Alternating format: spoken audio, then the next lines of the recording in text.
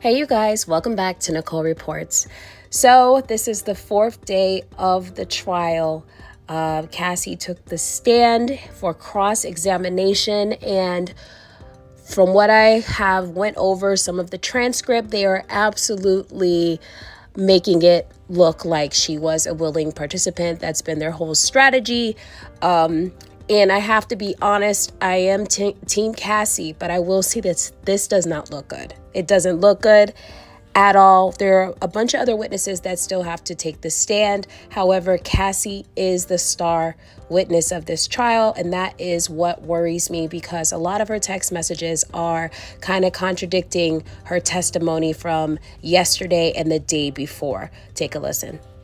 This is parts of the email and text exchanges and having Cassie recite what she wrote to him at the time.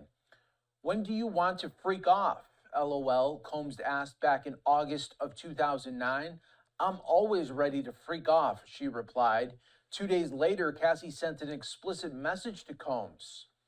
I can't wait to watch you. I want you to get real hot, he replied. Me too. I just want it to be uncontrollable, she said.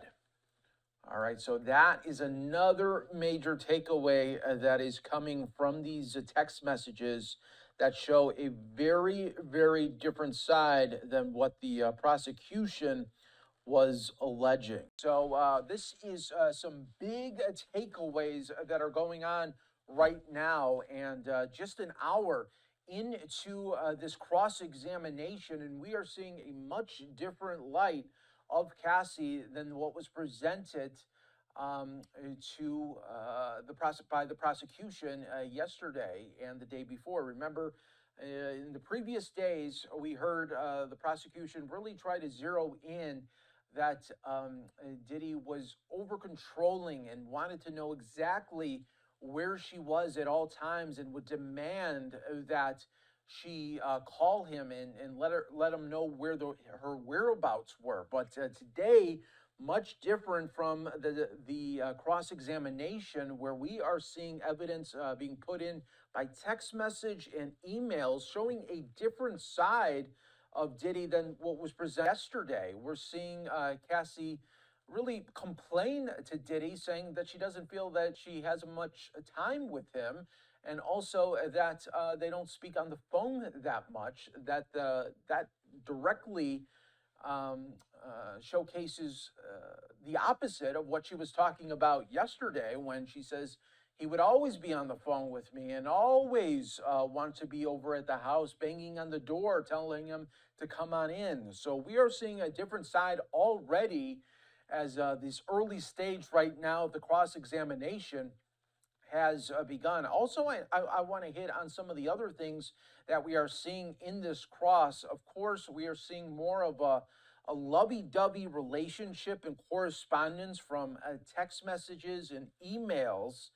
And I think one of the biggest takeaways right now is Cassie saying, I want a baby with you. And at that point, Diddy already had 6 children, but she still said, I want a baby with you. So the defense really trying to show the jury, saying, look, she was actively involved in the swinger lifestyle, and she said she loved freak-offs and that she loved to plan them, and was also offering up suggestions as well during the course of the planning stages for these freak-offs. So a few other things that were alarming during the cross-examination by the defense. They called Cassie out for her last 2 days of testimony where she said she was unexperienced when she met Diddy. However, she actually dated music producer Ryan Leslie, who was 10 years older than her when she was 17 years old. And it was a serious relationship because she had Ryan Leslie's initials tatted on her body. So she did date a man prior to meeting Diddy. So this, I guess the defense is trying to make the point that, she's not as unexperienced and innocent as she led the jury to believe. Also, she admitted to cheating on her now husband after Diddy graped her. So after the grape, she went back to Diddy, was intimate with him, and then got back with her husband. So she cheated on her husband. So this just does not look good. You guys, tell me what you guys think in the comments. I'll see you in the next video.